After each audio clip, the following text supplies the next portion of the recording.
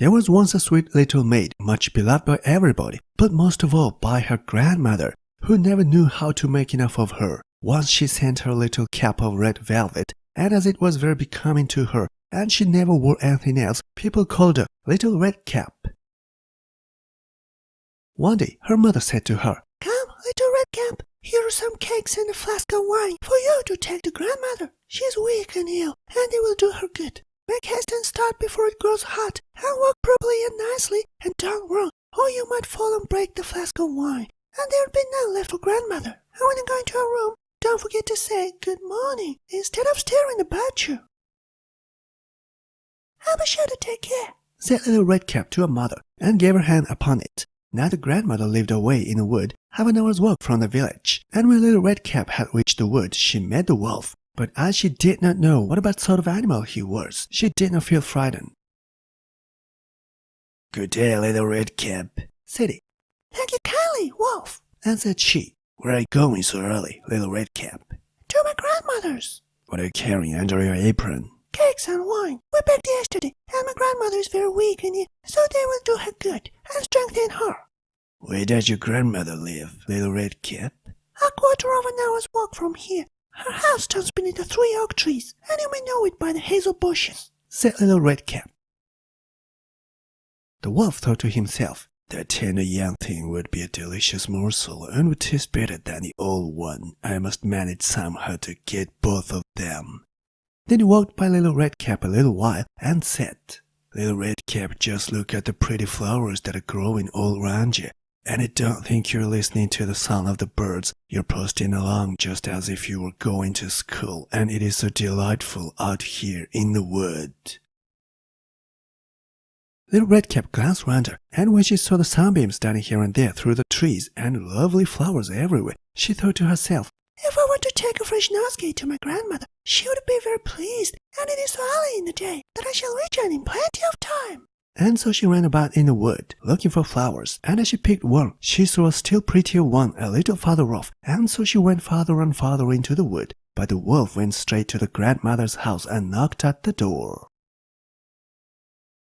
"Who is there?" cried the grandmother. "Little Red Cap," he answered, "and I have brought you some cake and wine. Please open the door." "Lift the latch," cried the grandmother. "I am too feeble to get up." So the wolf lifted the latch, and the door flew open, and he fell on the grandmother, and ate her up without saying one word. Then he drew on her clothes, put on her cap, lay down in a bed, and drew the curtains. Little Red Cap was all this time running about among the flowers, and when she had gathered as many as she could hold, she remembered her grandmother, and set off to go to her. She was surprised to find the door standing open, and when she came inside, she felt very strange, and thought to herself, "Oh dear, how uncomfortable I feel, and I was so glad this morning to go to my grandmother." And when she said, "Good morning," there was no answer. Then she went up to the bed and drew back the curtains. There lay the grandmother with her cap pulled over her eyes, so that she looked very odd. "Oh, grandmother, what large ears you have got!" "The better to hear with." "Oh, grandmother, what great eyes you have got!" "The better to see with." "Oh, grandmother, what large hands you have got!" "The better to take hold of you with." "But, grandmother, what a terrible large mouth you have got!" "The better to devour you." And no sooner had the wolf said it than he made one bound from the bed and swallowed up her Little Red Cap. Then the wolf, having satisfied his hunger, lay down again in the bed, went to sleep, and began to snore loudly. The huntsman heard him as he was passing by the house, and thought, "How the old woman snores! I had better see if there is anything the matter with her." Then he went into the room and walked up to the bed and saw the wolf lying there. "At last I found you, you old sinner," said he. "I've been looking for you a long time." And he made up his mind that the wolf had swallowed the grandmother whole, and that she might yet be saved. So he did not fire, but took a pair of shears and began to slit up the wolf's body. When he made a few snips, Little Red Cap appeared, and after a few more snips, she jumped out and cried, "Oh dear, how frightened I have been! It is so dark inside the wolf!"